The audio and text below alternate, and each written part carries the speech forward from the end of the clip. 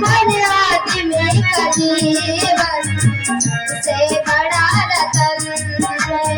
आदमी का जीवन सबसे बड़ा रतन बुद्ध के बिना तो जीवन का ही पतन बुद्ध के बिना तो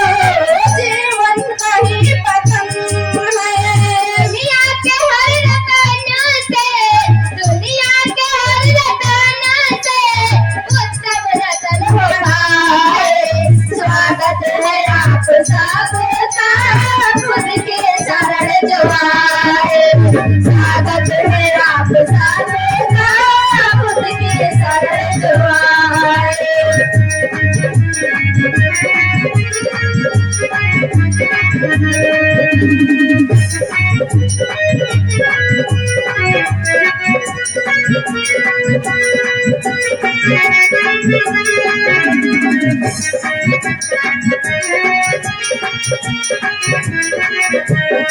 स्वागत है आप सबका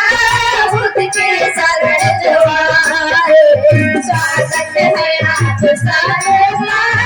खुद के शरण जो आए उनका भी शुक्रिया है जो अनेक मन बनाए स्वागत है आप सबका खुद के शरण जो आए स्वागत है आप सबका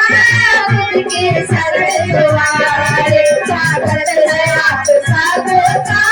खुद के शरण जो आए स्वागत है आप सबका